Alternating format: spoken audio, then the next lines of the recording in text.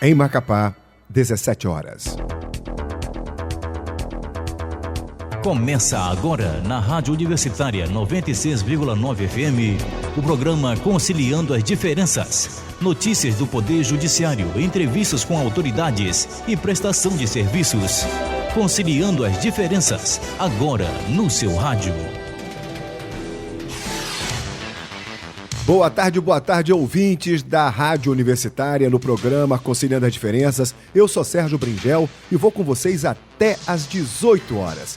E a gente quer mandar um abraço para toda a comunidade acadêmica do curso de Direito e também dos outros cursos universitários, que também é administração, economia, ou seja, para todos os estudantes da Universidade Federal do Amapá.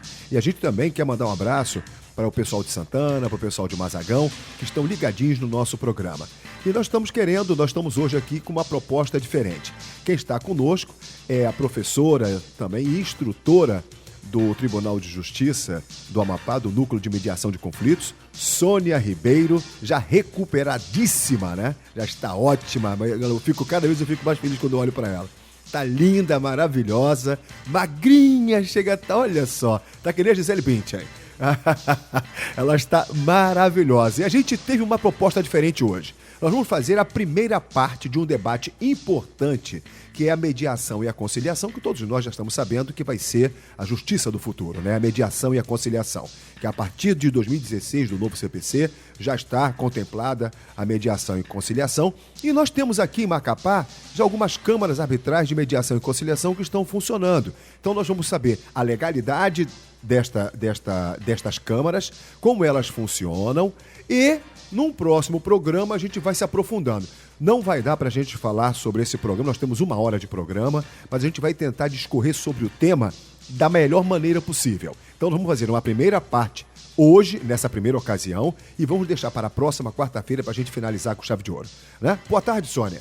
Boa tarde aos ouvintes aí da Rádio Universitária. Estamos aqui novamente para conversar sobre mais um tema que interessa a comunidade acadêmica, interessa a você, cidadão, interessa a todos os membros do Poder Judiciário e, principalmente, aqui na nossa rádio, discutir um tema tão diferente e, ao mesmo tempo, tão atual e que daqui a pouquinho você pode ser chamado aí para participar de uma mediação, de uma conciliação ou até mesmo de uma sessão de arbitragem numa Câmara Arbitral, e a gente vai debater hoje a respeito desse tema. Então, iniciando, Sônia, nós temos aqui, eu não sei quantas, eu acho que você já deve saber, até porque você comanda um núcleo, que é o NUPMEC aqui também, junto com a doutora Joenilda, capitaneada pela presidente do Tribunal de Justiça, a desembargadora Sueli Pini.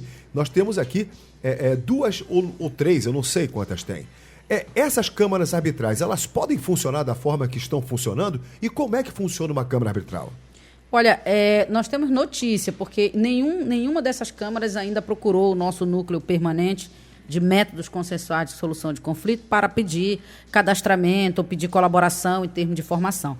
Mas há notícias de que nós temos, então, 2 aqui em Macapá e 1 em Santana. Em Macapá, nós temos aqui a CAMAP, que é Câmara de Mediação e Arbitragem do Amapá, e tem o TACOMBRA, que também trabalha com mediação, conciliação e arbitragem.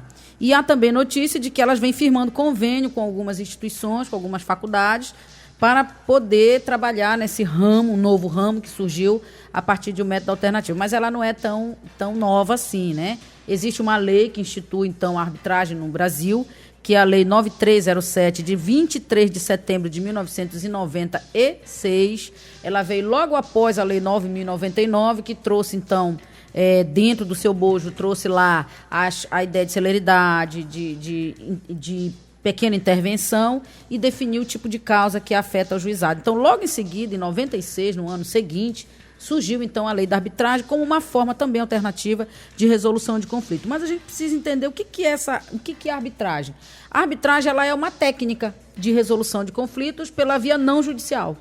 Ou seja, dependendo do tipo de demanda que você quer levar a uma câmara de arbitragem, ela pode intermediar esse teu conflito, você paga lá os honorários, paga as custas, né? E aí você tem acesso, então, a um serviço diferenciado de resolução de conflito através de pessoas que são nomeadas como árbitros. Eles têm, então, algum poder regulado nesta lei e podem, então, atuar ou sozinhos ou em câmaras.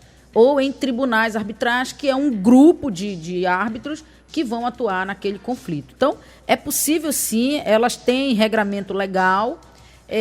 A discussão que se trava é sobre a perda ou não do poder do judiciário, poder jurisdicional do judiciário, quando a pessoa adota a arbitragem, mas isso é uma questão que nós vamos debater no decorrer aí do programa. Então, elas são câmaras, elas têm regramento legal, que é a Lei 9307, de 96, e elas têm um procedimento próprio, que é um procedimento diferenciado para você acessar, então, essa nova forma de resolução de conflitos. E tem uma terceira pessoa, que é naturalmente o árbitro. Ele tem que ser escolhido pelas partes. Ele, árbitro, tem que aceitar essa escolha. E ele recebe honorários por isso. Em alguns tribunais do país, tribunais arbitrais, eles recebem por hora trabalhada. E em outros recebem por intermediação feita. Então, isso depende muito do regramento que tiver lá. A lei não regra exatamente isso. Ela regra que tem que existir a contraprestação pelo serviço prestado, que é o honorário. Mas uma pergunta, o árbitro, ele não atua somente com empresas? Mediante empresas? Ele pode também com pessoa física? Não necessariamente. A Câmara de Arbitragem, o interesse o direito tem que ser patrimonial. Anote aí, você que é acadêmico, está ligado aí na nossa rádio, o direito envolvido para você poder participar de uma sessão de arbitragem tem que ser direito patrimonial. E ele tem que ser disponível. Então, há direitos que a própria lei diz que são direitos indisponíveis, como a personalidade, como uma parte do direito público e outros. Mas aquele direito, aquele negócio jurídico que eu fiz e que eu posso utilizar, então, a arbitragem, a lei permite que sim. Agora, uma outra discussão que se trava e também pode ser objeto de debate é a maioria dos negócios jurídicos que nós fazemos hoje, pessoa física com pessoa jurídica, é relação de consumo.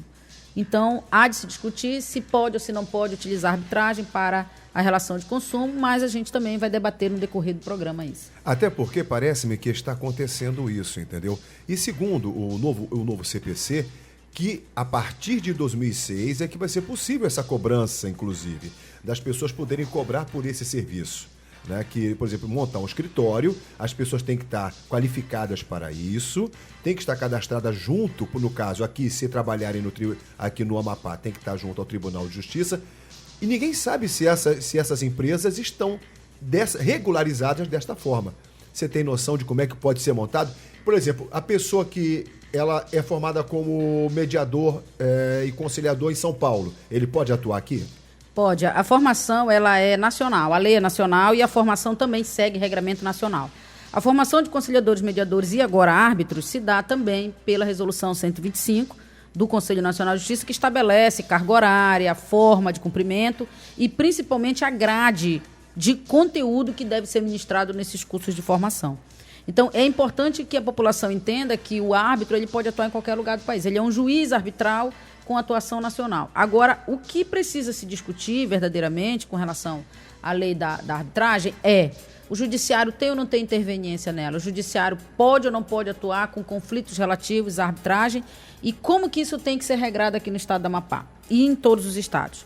Outro ponto que deve se discutir a respeito da lei como é que se abre uma Câmara Arbitral? Olha, já que eu tenho, para você criar um órgão público, tem que vir por lei. Se propõe, se é do município, se propõe junto à Câmara de Vereadores e a Câmara de Vereadores autorizando o Poder Executivo Municipal, no caso o prefeito, ele sancionou a lei e está criado um órgão. Daí em diante ele se cria estrutura de cargos, porque isso tem impacto financeiro com pagamento de salários. Se foi criado esse órgão, ele passa então a existir no mundo jurídico, ele passa a ter validade jurídica. A mesma coisa é uma Câmara de Arbitragem. Ela precisa se conformar. Precisa ter um contrato, ela precisa ter CNPJ, ela precisa estar registrada numa junta de comércio, porque ela vai exercer uma atividade remuneratória. Vai se pagar por esse serviço. O judiciário a gente paga, pelo serviço judiciário paga. Agora, claro, que a lei vai dizer o que é gratuidade, o que não é gratuidade. A lei vai dizer quando tem que cobrar, quando não tem que cobrar. Por exemplo, no juizado especial você não cobra nada. Não há custas em primeiro grau, só há custas em segundo grau. Então, em que momento é que o judiciário intervém nessas situações que envolvem arbitragem? Em princípio, eles têm autonomia.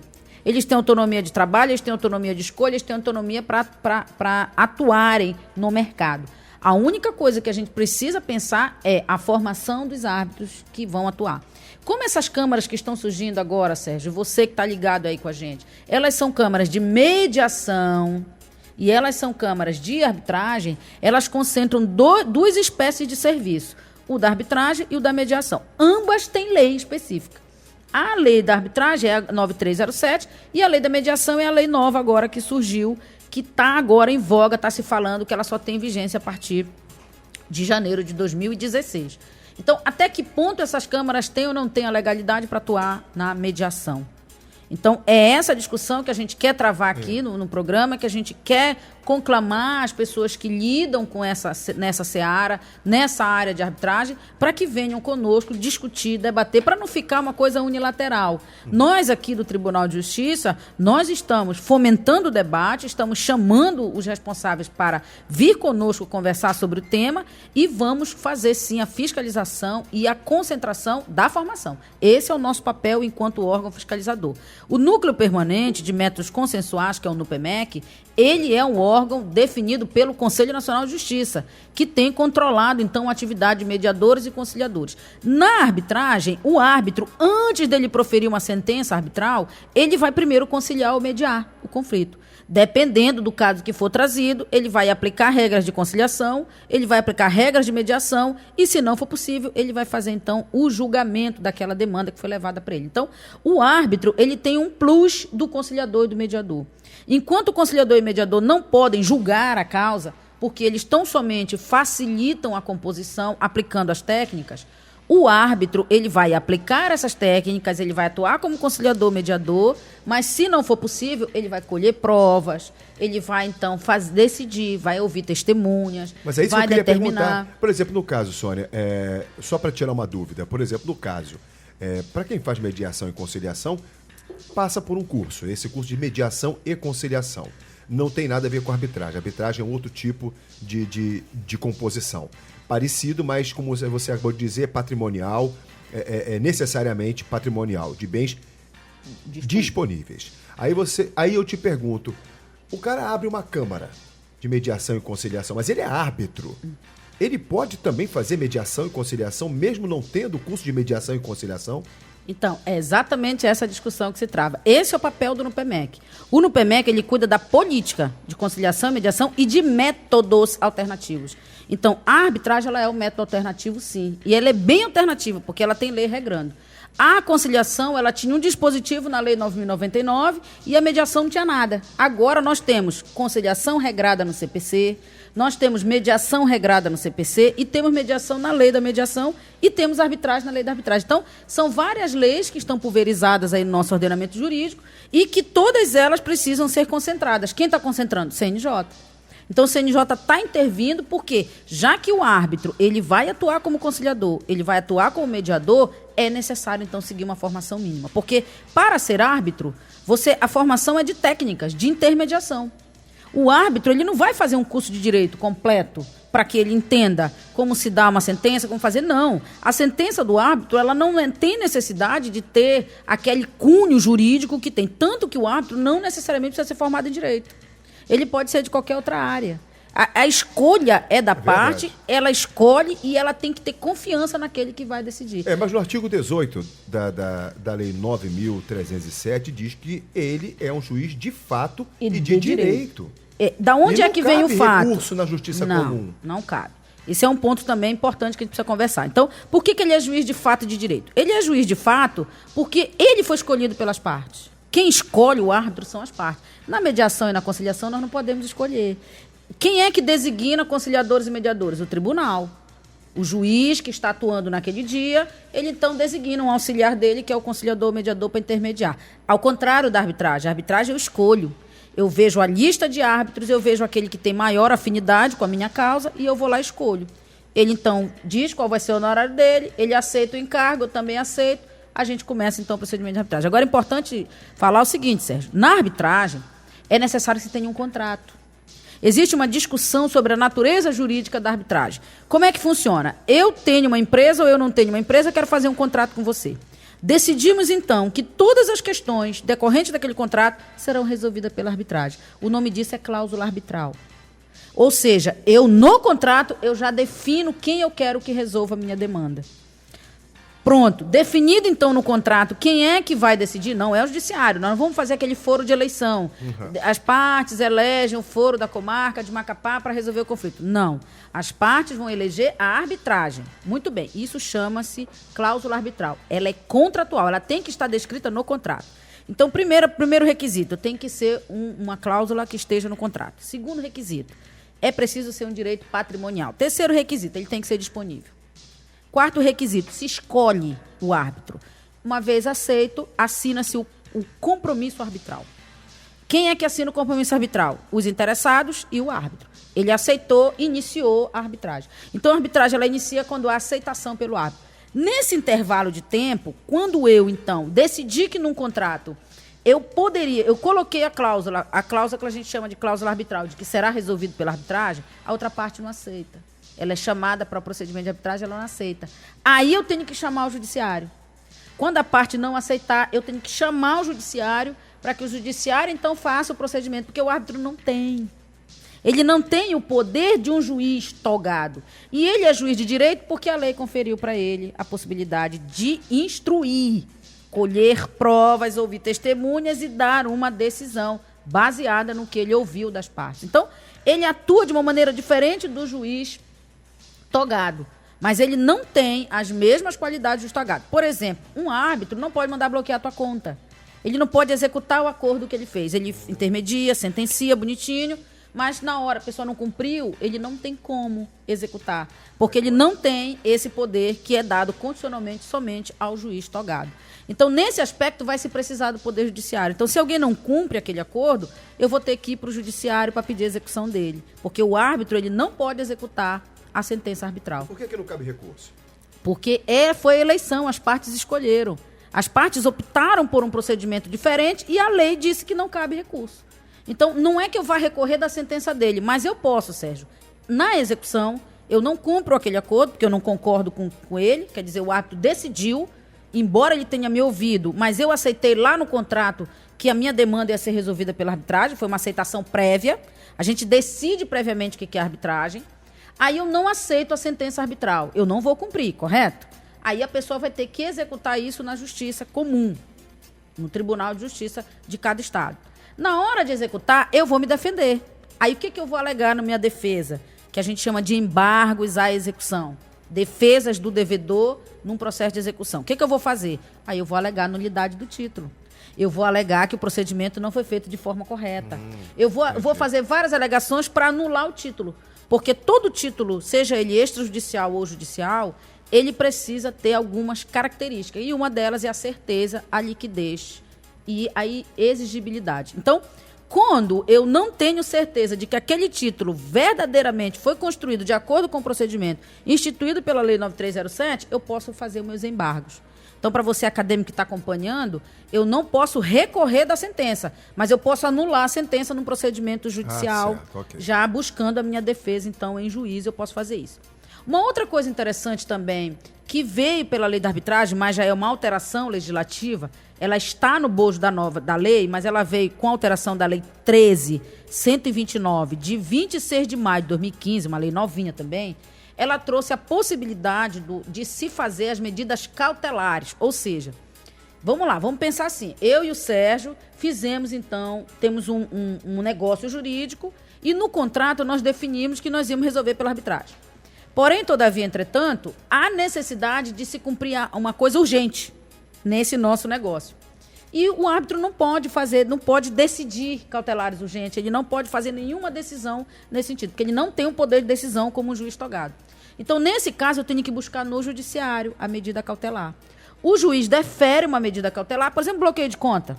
Digamos que no nosso negócio jurídico, o Sérgio, então, estava evadindo todas as divisas dele, todo o patrimônio dele que ele tinha financeiro, ele começou a tirar da conta. E eu sei que se eu não parar esse saque da conta dele, eu vou ficar sem dinheiro para conseguir cumprir a execução e o acordo que a gente fez ou a sentença que o juiz deu. Juiz arbitral, nesse momento que eu estou falando. Então, o que eu faço? Como é que eu faço para o juiz arbitral bloquear a tua conta? Ele não pode, porque embora ele seja juiz de fato e de direito, ele não é um juiz togado. Então, ele não tem poder de bloquear, de assacar os bens da pessoa. Ele não tem poder de tirar os bens, nem dispor desses bens, tirar esses bens, desapossar. Aí o que acontece? Para quem que eu vou recorrer? Então, até ser instituído o procedimento arbitral, tu já acabou com a tua conta, com o dinheiro que tinha lá. Então, eu vou lá no juiz, togado, na vara comum, e peço para o juiz uma medida cautelar para bloquear a tua conta. Isso é um exemplo hipotético para você me entender, para a gente fazer com que você entenda melhor a questão de idade. Aí o juiz defere. Quando o juiz deferir e for instaurada a arbitragem, nesse momento o árbitro vai decidir se aquela medida cautelar vai ou não ter continuidade. Mas ele está lá junto com as partes. Ele está lá para decidir de acordo com o compromisso arbitral. Porque o compromisso arbitral, Sérgio, ele vem definido. O que tem que ter nesse compromisso arbitral? E estando ele tudo muito bem bonitinho, ele é lei. Ele é lei interpartes. Porque ele veio definido numa lei federal que instituiu isso. Então, o que eu posso fazer? Eu posso buscar o judiciário. Então, há vários momentos, Sérgio, dentro da lei da arbitragem, que eu vou precisar do judiciário. Então, daí a razão que a gente precisa debater, sim. Porque o Tribunal de Justiça dos Estados, eles têm interesse. E se a questão for patrimonial relacionada ao Estado, muito bem, mas pode ser o federal, pode ser alguma coisa que envolva algo da União. Então, imagina se essa pessoa tem um contrato com a União. Esse meu devedor, ele tem contrato com a União e ele tem dinheiro para receber, eu quero bloquear aquele dinheiro lá. Então, são coisas que vão definir competências de acordo com a demanda que está sendo proposta dentro da arbitragem. Tá, outro fato interessante é que, por exemplo, diferente da mediação e conciliação, na arbitragem, a própria Lei 9.307 faculta o direito de um advogado.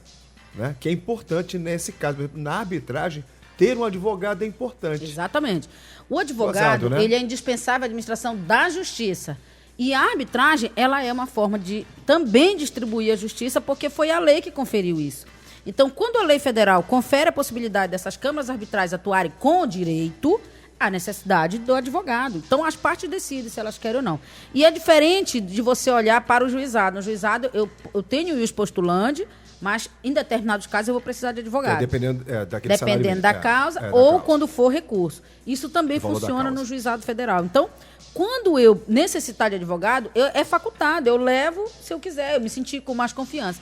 Mas, em princípio, a lei não queria isso. Por quê? Porque ela entende, a lei lá em 96, ela entendia que o árbitro era escolhido pelas partes. Então, se ele era escolhido, qual era a necessidade de eu ter um advogado?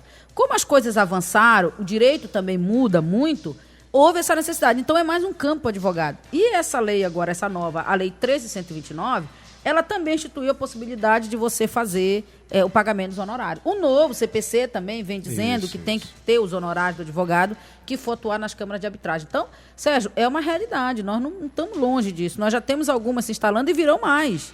Você pode ter certeza que um dia você vai receber. Você está aí na sua casa agora, nos ouvindo, está no seu carro, está assistindo, está ouvindo o nosso programa aí, então está dando uma carona para nós. O que vai acontecer? Uma hora você pode receber uma notificação do Tribunal Arbitral. Você vai dizer, o que é isso?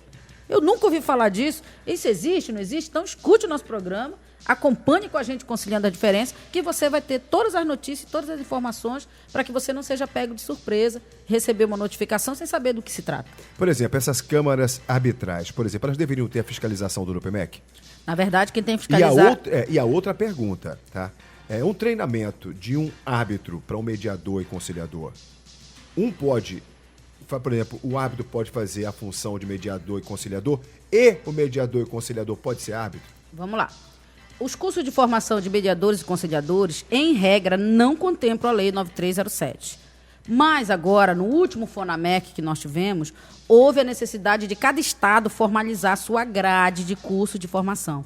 E nós aqui no NUPEMEC, nós já estamos trabalhando na nossa grade e nós vamos incluir, sim, a Lei 9307. Então, a nossa formação, ela já traz a Lei da Arbitragem. Todos os cursos que foram ministrados aqui no estado do Amapá, desde Macapá até lá na Jaudjari, até o Iapoque, estão com base na Lei 9307. Nós fazemos bem a diferença, nós esclarecemos, nós falamos sobre a lei, falamos sobre o árbitro. Então, o nosso conciliador que passou pelos cursos conosco, ele já tem a noção do que é a Lei 9307. Agora, quando você vai estudar para fazer um juiz arbitral, o curso de formação, necessariamente você tem que falar de conciliação e mediação. Então, mutatis mutandis, o mediador e o conciliador, ele só vai poder atuar como árbitro se o curso contemplar a formação para árbitro, inclusive com base na Lei 9307. Para você ser árbitro, necessariamente você vai ter que estudar as técnicas de mediação e de conciliação. Por quê? Para formar o árbitro, a gente tem que também trabalhar alguns aspectos relacionados à sentença, porque nem sempre vai dar acordo.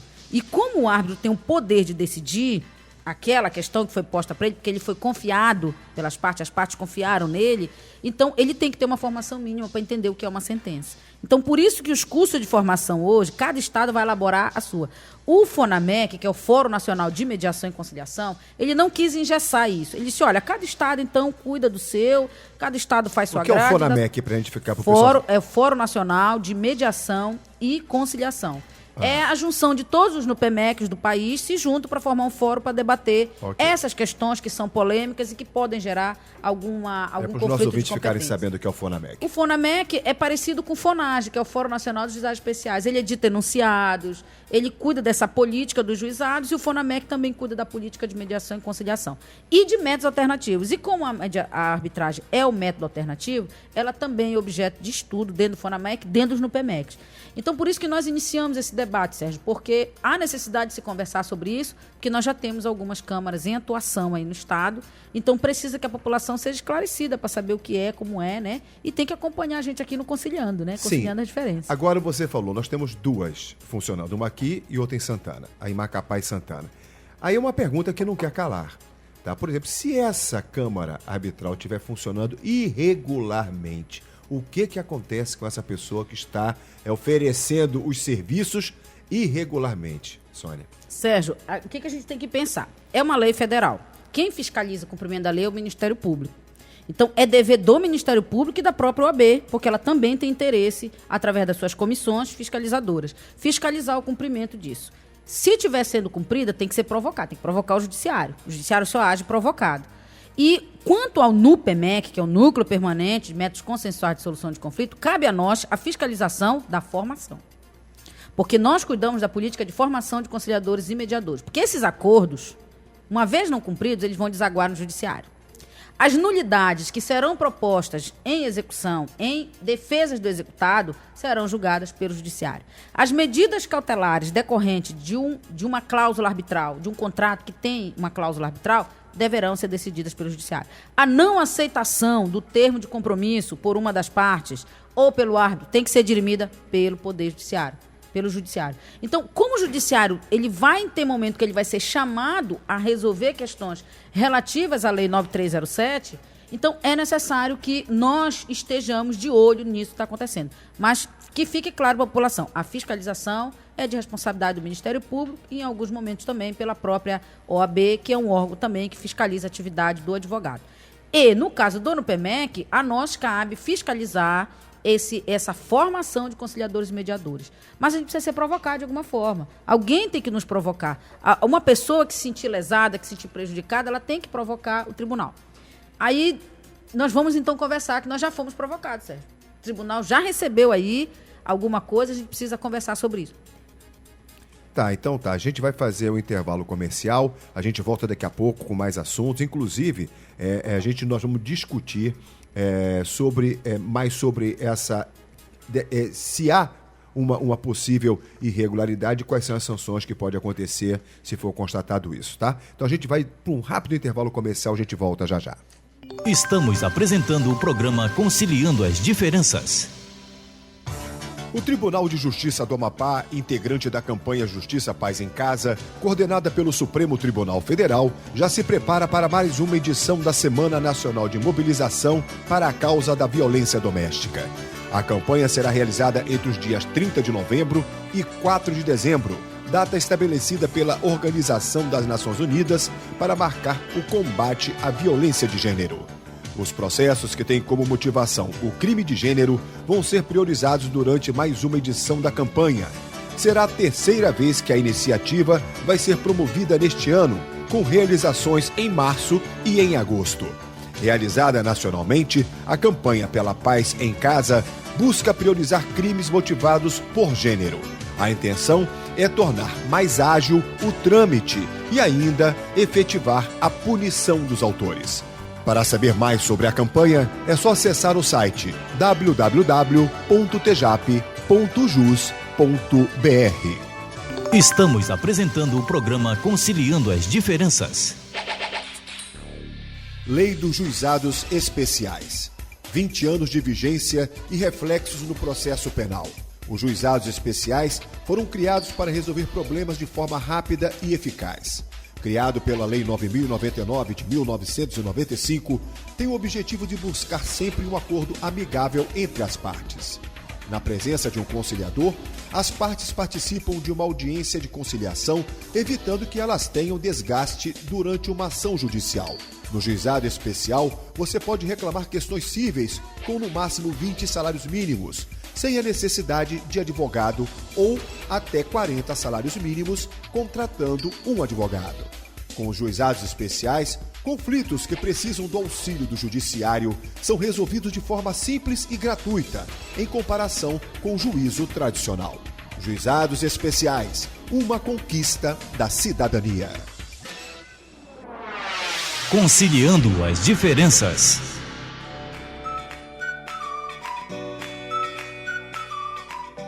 O Tribunal de Justiça do Estado do Amapá, através da Vara da Infância e da Juventude da comarca de Santana, vem assumindo juridicamente a causa da criança e do adolescente em sua condição de sujeito de direito, desenvolvendo atividades para garantir um ambiente justo e protetor para o exercício da cidadania. Neste cenário de proteção, dar continuidade à campanha de combate à violência sexual contra crianças e adolescentes, efetivada pela Vara da Infância, representa o rompimento das formas de dominação, de poder, de omissão e de negligência.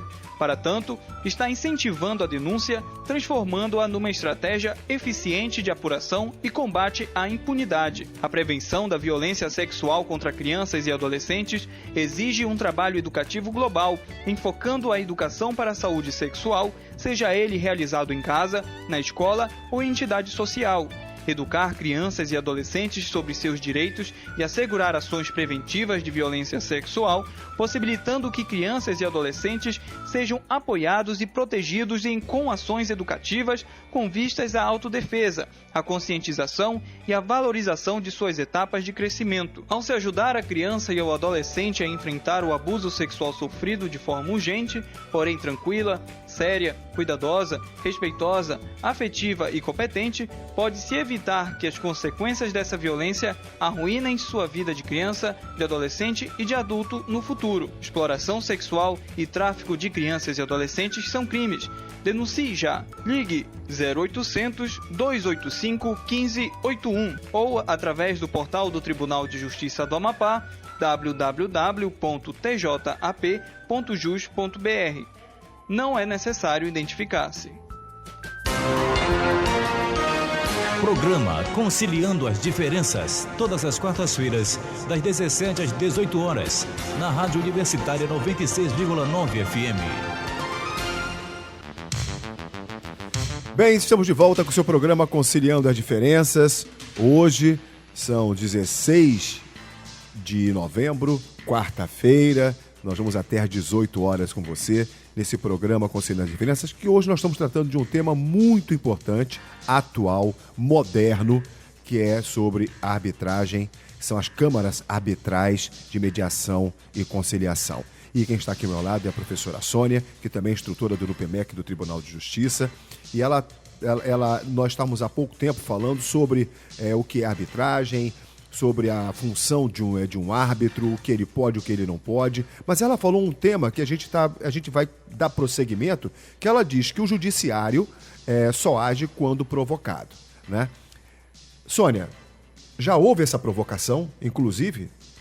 Já. Um desses acordos que foram feitos nessas câmaras de arbitragem, a parte foi executar, uma das partes não cumpriu, e como a causa era abaixo de 40 salários mínimos, a parte, então, protocolou uma petição junto ao juizado especial nosso, aqui central. E o juiz do juizado, então, doutor Fábio Santana, suscitou para o NUPEMEC a legalidade desses acordos, dessas câmaras, e também sobre a competência do juizado para que ele, então, pudesse dar prosseguimento à execução daquele acordo. Então, com base nesta provocação, o NUPEMEC, então, apresentou uma manifestação a respeito disso e também o próprio Tribunal de Justiça já regrou isso agora em julho desse ano, nós regramos. Então, vamos lá. Houve um acordo feito, então, lá na arbitragem, a parte não cumpriu e o advogado veio e executou dentro do juizado especial porque a causa era abaixo de 40 salários mínimos. Então, nesta situação, o Tribunal de Justiça, então, agora, como eu estava falando agora há pouco, há interesse do tribunal, sim, na lei da arbitragem, porque vai desaguar conosco. Então, naquilo em que eu sei que nós vamos atuar, é necessário, então, se discutir e conversar. Muito bem. O Conselho Nacional de Justiça, verificando o aumento dessas câmaras arbitrais nos estados, recomendou aos tribunais, a Corregedoria Nacional do CNJ, recomendou aos tribunais que atribuísse competência para pelo menos 2 varas cíveis dentro das instaladas nas capitais para processarem e julgarem os conflitos decorrentes da lei de arbitragem, transformando esses juízos especializados em arbitragem. Então, isso o CNJ disse, olha, tribunal, você tem que separar 2 varas suas, 2 varas cíveis, para dirimir esses conflitos advindos da lei da arbitragem, transformando esses juízos em especialistas nas áreas na área de arbitragem. Então, muito bem. Sejusc, então, é para conciliação e mediação. E o CNJ, então, recomenda aos tribunais que criem. O nosso tribunal já fez isso, Sérgio. Nós regramos através de uma resolução, que é a resolução 1008 de 2015, ela data de 15 de julho de 2015, repetindo para você que é acadêmico quer anotar, resolução 1008 de 2015, de 15 de julho de 2015, agora, recente, novinha. E também o Tribunal de Justiça encaminhou para a Assembleia Legislativa um projeto de lei complementar para alterar a nossa lei de organização judiciária, atribuindo competência a 2 varas. Então, o que o tribunal fez? Atendendo essa meta, que esta recomendação do CNJ é atendimento à meta 2 da Corregedoria Nacional, o tribunal cumpriu imediatamente essa meta, atribuindo, então, competência, o nosso tribunal pleno do tribunal, atribuiu competência para a 5ª e 6ª vara civil da capital. Então, todos os conflitos que forem relacionados à arbitragem deverão ser encaminhados para a 5ª e a 6ª. Como que funciona isso? Protocolou na distribuição, a distribuição é aleatória entre essas 2 varas. Tá? Ela é direcionada para essas 2 varas, mas é aleatória entre elas 2. Porque bateu, vai para uma, vai para outra e assim sucessivamente. Então, o tribunal decidiu cumprir a meta 2 da Corregedoria Nacional do CNJ e já determinou, então, 2 varas para isso. Então, em princípio, o juizado estaria com incompetência para dirimir qualquer conflito, inclusive para execução de acordos ou de sentença arbitral oriunda da lei de arbitragem. Então, o Tribunal de Justiça, para você que está aí nos ouvindo, entenda, nós do Tribunal de Justiça já regramos. Quem é que tem competência para dirimir questões relacionadas, conflitos advindos da lei da arbitragem? A 5ª e a 6ª vara civil da capital do estado do Amapá. A 5ª civil é de competentor aquele e a 6ª civil, doutor Paulo Madeira. Então, os juízes que vão trabalhar com isso são os juízes da 5ª e da 6ª vara civil que têm competência. Então, respondendo ao questionamento já que foi nos feito, o juizado teria, embora seja causa de até 40 salários, o direito é patrimonial, é disponível, mas como o CNJ, verificando essa expansão, resolveu assim, o tribunal cumpriu a meta e já determinou 2 varas. Então, pronto, nós temos 2 varas hoje especializadas para tratar das questões relacionadas à arbitragem. Sônia, tira uma dúvida. Por exemplo, o juiz arbitral, ele é juiz de fato e de direito. Ele possui jurisdição? É uma discussão que se trava, né? Uma boa parte da doutrina jurídica diz que sim. Porque se ele vai colher prova, se há um procedimento, houve uma escolha das partes, o procedimento é seguido de acordo com uma lei e ele entrega a jurisdição, então ele presta a jurisdição. Sérgio, existe um princípio na Constituição chamado inafastabilidade do controle jurisdicional. Está descrito no artigo 5º da Constituição Federal da República. Esse dispositivo diz que só o juiz pode dizer o direito. Mas veja, há outras situações que se presta a jurisdição. Quando o Congresso Nacional instala uma CPI, ela está prestando jurisdição, está dizendo o direito. Quando o administrador público, seja federal, municipal ou estadual, institui uma comissão processante, uma comissão que instaura um processo administrativo contra um servidor, e ele, então, vai dar uma penalidade para esse servidor. Uma penalidade administrativa, uma penalidade civil, ou até uma penalidade que pode gerar efeitos relacionados ao penal. Porque aí depois o Ministério Público, então, promove a denúncia e a pessoa acaba respondendo por um crime. Muito bem. Nesse aspecto, não está prestando jurisdição. Por quê? A decisão que for tomada pela comissão processante, ela é homologada pelo gestor público. E, às vezes, dá até demissão, Sérgio. Só que isso não afasta que a pessoa procure o judiciário em busca do seu direito. Então, o princípio do controle da inafastabilidade, ele permanece inalterado, inclusive na lei da arbitragem. Porque você viu que no bloco anterior eu citei várias formas que o judiciário intervém, não foi? Certo. Citei várias formas. Então, não está afastado o controle do judiciário. Muito pelo contrário, ele está sempre ali vigilando.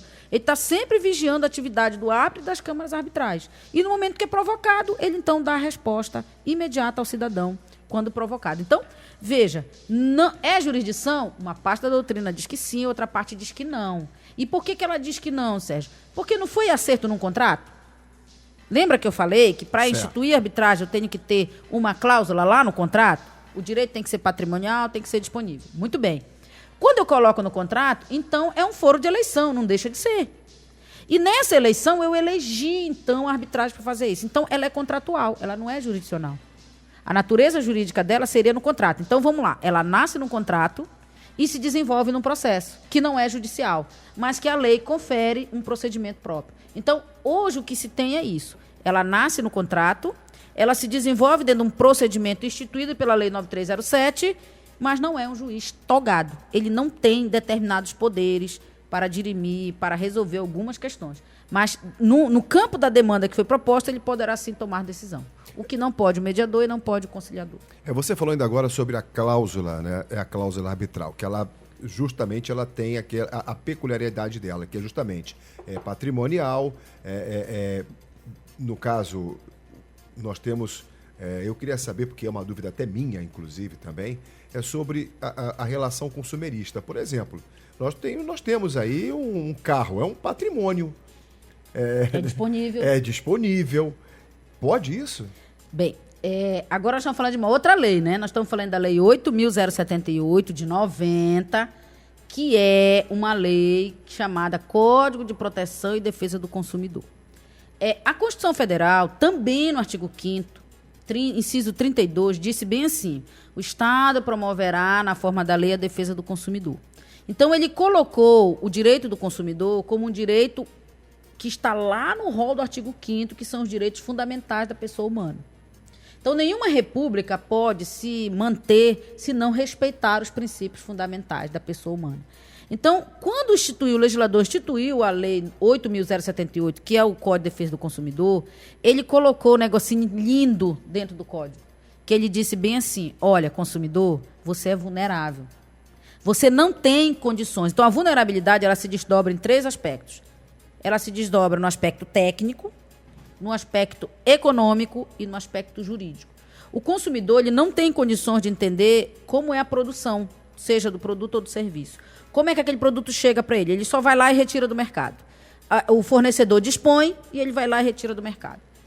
A vulnerabilidade jurídica, o consumidor não tem condições de entender cláusulas de contratos, porque ele não tem informação jurídica e ele também não tem como entender esse universo jurídico.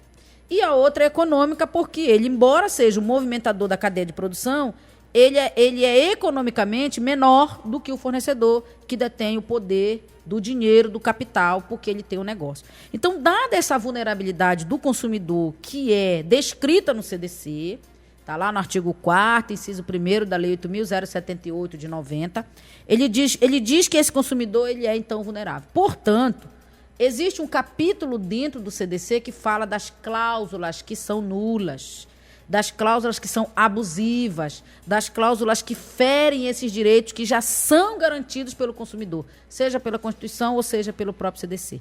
E lá no artigo 51, inciso 7 do Código de Defesa do Consumidor, que é a Lei 8.078, de 90, ela diz o seguinte, que são nulas de pleno direito essas cláusulas que instituem a arbitragem. Ou seja, não dá para ainda se colocar dentro da arbitragem direitos patrimoniais que envolvam relação de consumo. É gozado, é interessante, porque eu pensei que poderia. Agora, para a gente já atender, nós temos que entender o seguinte: o Congresso tramita no Congresso Nacional um projeto de lei para alterar essa Lei 9307 e instituir também relações consumeristas, desde que, embora sejam direitos patrimoniais disponíveis, eles têm que ser passivos de composição e o consumidor tem que entender perfeitamente o que está acontecendo. Em algumas cláusulas de contrato de adesão, que não seja da lei do consumo, essa cláusula de arbitragem precisa ser em apartado. E na relação de consumo não tem como, porque o direito é público. Então, como o direito é público, ele não é disponível. Por que o direito do consumidor é direito público? A relação, é importante a gente entender o seguinte, você que está aí nos ouvindo, você que é acadêmico, a relação que se entabula numa relação de consumo, ela é entre particulares, é entre fornecedor e consumidor. Mas o direito envolvido ali é um direito público, porque a Constituição trouxe isso para o artigo 5º, que são os direitos fundamentais da pessoa humana. E nenhuma república se assenta sem isso. Então, nesse sentido, por ser um direito público, não dá para você ainda dispor disso dentro da arbitragem. Mas isso pode mudar, Sérgio. O que nós estamos falando aqui, amanhã pode se aprovar o projeto de lei lá no Congresso, e aí, se aprovar, então, passa a ter. Então, vai ter que regrar isso. Mas não pode, tá? Já tem decisão do STJ, já tem dispositivo no próprio Essa é a minha dúvida, então, não já tirei. Não pode, não tem pode. Condição você tratar de uma relação consumerista dentro de uma câmara arbitral. Não pode. Embora seja patrimonial disponível, mas os argumentos que eu coloquei aqui são argumentos utilizados pela doutrina e pela jurisprudência, que são decisões de tribunais de justiça e até mesmo da Corte Superior. uma relação, por exemplo, um fato que poderia ser resolvido dentro de uma câmara arbitral. Olha, você é um empresário, eu também sou uma empresária. Nós fazemos um negócio bem jurídico. Claro para os nossos ouvintes. Eu trabalho, por exemplo, com produção de linha têxtil. Trabalho com tecidos. E você é o fornecedor das linhas. O negócio que nós estamos fazendo não é consumo, porque eu sou apenas o interveniente. Só é consumo quando tem o destinatário final. Então, eu não sou destinatária final das tuas linhas. Eu vou pegar tuas linhas, vou produzir e vou colocar para venda. Esse negócio que nós estamos fazendo, se nós não quisermos resolver um problema que pode surgir do nosso contrato, se a gente quiser resolver pela via da arbitragem, nós podemos colocar. É um direito patrimonial, é disponível, é possível de se ir para a arbitragem. Mas se nós não quisermos, nós podemos ir para o judiciário normal. Então, em ambos eu terei custo. Terei custo lá e terei custo cá. Mas a gente não quer levar para o judiciário, porque o que acontece para o empresário? Olha só. O empresário, quando ele vai para o judiciário, ele passa a fazer parte do rol nosso. Para que ele participe de licitação, por exemplo, ele vem tirar uma certidão negativa de se ele não está respondendo nenhum processo na justiça. E se ele estiver respondendo, vai constar. Então, para ele, às vezes, é melhor ir pela arbitragem, porque não fica constando para o judiciário. Eu posso resolver lá pelo acordo, fazer um acordo, ou aguardar uma sentença arbitral. Agora, se não cumprir, eu vou lá e executo. Mas, veja, eu pulo toda aquela parte do conhecimento que era para eu fazer no judiciário, eu faço na Câmara Arbitral. Então, ela é vantajosa, sim. Ela traz vantagem, é um método alternativo, ela tem um regramento próprio, então ela não é ruim. Tem custas, tem que pagar. É porque na mediação e conciliação não tem. Não tem custos. Interessante. Né? Mas na Câmara Arbitral eu tenho. Então, a Câmara Arbitral vai trabalhar com mediação e conciliação. Todo árbitro é conciliador e mediador. Né? Mas nem todo mediador, conciliador é árbitro.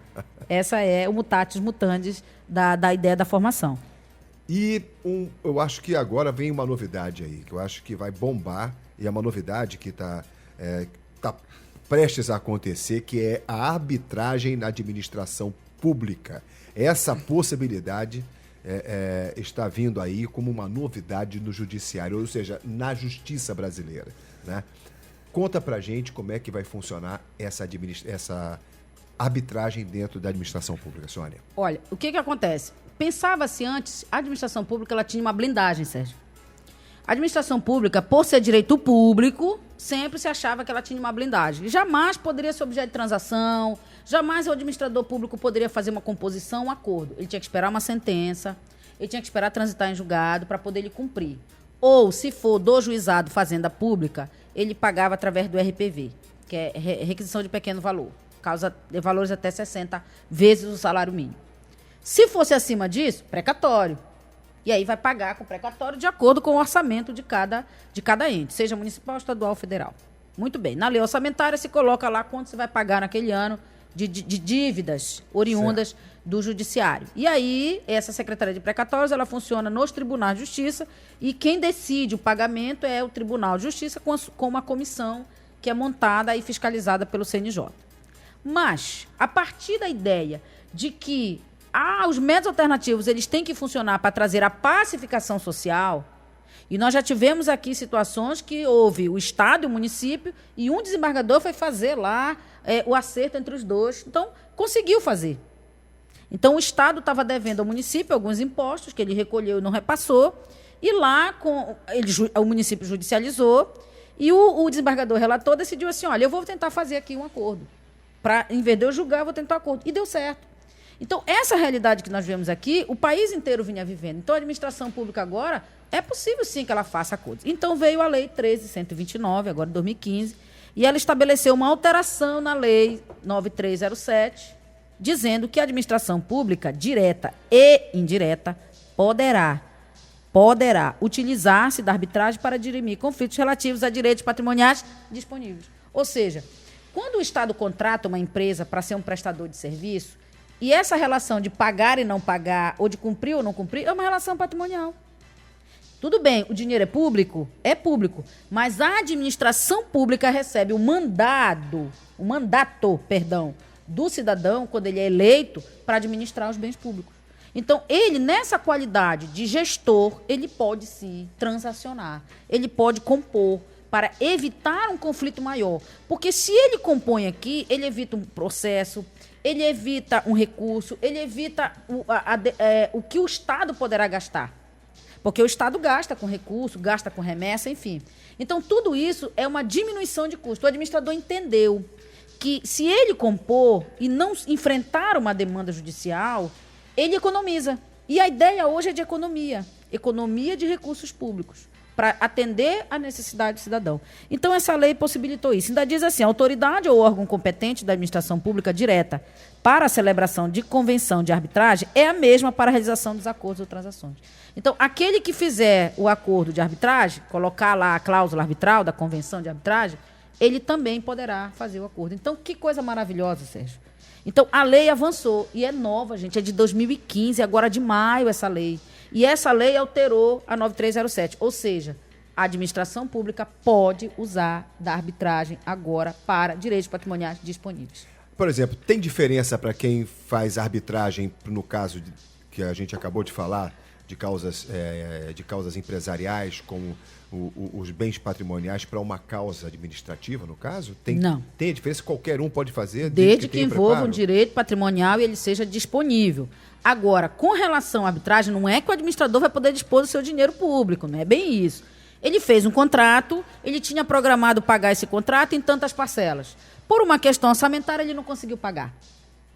Para isso, a pessoa teria que demandar judicialmente, correto? Demanda judicialmente, vai ter todo um processo, uma sentença, tudinho.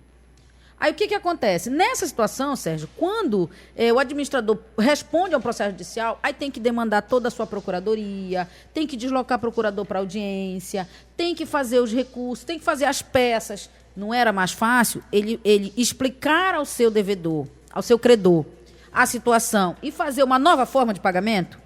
Isso não é mais simples do que você deslocar um procurador para ir para uma audiência, demandar toda a máquina judiciária para fazer aquela audiência, ocupar o tempo do juiz para que ele dê uma sentença, vir o procurador fazer recurso, eles recorrem até a última instância. Ele não economiza mais fazendo o acerto direto aqui com o seu credor? Olha, não deu para pagar sim, mas dá para pagar sim. Tudo bem para ti? O cara quer receber. E o Estado tem como pagar. Então, veja, são interesses que não conflitam, Sérgio. Eles convergem. Um quer pagar, o outro quer receber. Eu só não posso te pagar do jeito que a gente tinha combinado antes, mas a gente pode resolver de outra forma? Pode. Então, isso é uma economia para o poder público interessantíssima. Então, por isso que o legislador, com essa visão, ele instituiu essa lei 13.129 de 2015, que alterou a 9307, que é a lei da arbitragem, permitindo, então, que a administração pública, direta e indireta, pode utilizar da lei da arbitragem. Ele não disse deverá, ele disse poderá. Então, ainda é uma escolha, tá? Administrador público, ele decide. A arbitragem é mais econômica para ele? Ela vai demandar menos custos para ele? Então, ele vai lá para a arbitragem. Se ele decidir, não, vamos responder às ações judiciais, também pode. O que é importante é, hoje a administração pública já pode, então, instituir dentro de um contrato. Quando ela fizer os seus contratos, ela pode instituir a nossa cláusula arbitral e permitir que os conflitos sejam dirimidos pela lei da arbitragem. Nesse caso que você falou, que um desembargador, o relator, foi lá e resolveu fazer a composição entre governo e prefeitura, houve essa composição e deu tudo certo. Parece que só houve uma. O que está faltando para isso pegar? Olha, Sérgio, nós temos agora aqui a Semana Nacional da Conciliação, e alguns gabinetes dos desembargadores do segundo grau, eles já, então, determinaram nos seus processos que o processo vá para a Semana Nacional da Conciliação. Então, é uma questão de contágio. Você tem que contagiar. Começa com ele vai tendo resultado, ele vai tendo uma diminuição na atividade dele. Por quê? Se eu componho, ele só vai homologar. Ele entrega isso para a nossa central de conciliação, onde nós temos conciliadores treinados e formados para isso. A pessoa, o mediador, o conciliador consegue compor e ele só homologa. É melhor do que fazer volta, levar para a sessão, fazer um deslocamento de toda a máquina para fazer aquela sessão. Tem sustentação oral. Então, tem toda uma coisa que você diminui pela via conciliatória. Então, é contágio mesmo. A desembargadora Estela colocou agora 6 ou 7 processos. Se a gente conseguir compor os 7, ela vai dizer, poxa, gostei. Então, na próxima, eu vou mandar mais. E assim você vai resolvendo por outra via. Claro, Sérgio, nós não podemos achar que a conciliação, mediação e arbitragem resolve tudo. Há situações que realmente precisa do julgamento, do julgador, para ele trazer a tese, para que dessa tese possa ir, então, às cortes superiores, enfim. Mas a boa parte dos casos dá para ser resolvido pela conciliação. Bem, Sônia, para a gente encerrar essa primeira parte, falando sobre Câmara Arbitral, vamos falar um pouquinho só para a gente dar uma encerrada com chave de ouro, que vai ser a Semana Nacional de Conciliação, a partir do dia 23. A Semana Nacional da Conciliação, ela está toda programada, nós vamos ter aí uma caminhada no final, vamos ter aí debates a respeito de temas relacionados à mediação e conciliação. As varas já estão fazendo seu agendamento, as pessoas já estão recebendo nas suas casas notificações para comparecerem, então vai ser uma grande Semana Nacional, a programação está vasta, nós vamos poder compor. Se você tem um processo que você queria que fosse, procure a nossa central de conciliação, vá lá no fórum da Avenida Fábio Mirandá, procure a central de conciliação e diga, olha, eu quero que o meu processo venha. E a gente coloca. Se você tiver uma parte, outra parte, vocês quiserem ir lá, os dois já tem um acordo, mesmo que o processo não esteja incluído na semana para audiência, nós pedimos o processo da vara, fazemos a composição, agendamos a audiência para aquele dia e fazemos. Então, é uma semana que está aberta à população. Quem vai dizer se quer ou se não quer é a população. Então, se você tem um processo, você tem interesse que ele vá para a conciliação, procure a nossa central de conciliação, que nós estamos lá aguardando. Então, aproveita essa nossa semana nacional, ela é organizada pelo Conselho Nacional de Justiça, os tribunais apenas executam, o programa vem todo de lá, ele é todo destinado lá do CNJ e a gente só cumpre aqui. Mas nós estamos programando uma grande semana, viu, Sérgio? Pô, que bom. A gente agradece a audiência de vocês. E, Sônia, dê o seu abraço. Aos ouvintes aí que ficaram ligadinhos, hoje nós começamos a falar desse tema. Vamos continuar semana que vem. Fique ligado aí no nosso programa, porque tem muita informação para dar e muita coisa para debater. Obrigada pela sua audiência. Tchau. Um abraço, boa noite para vocês.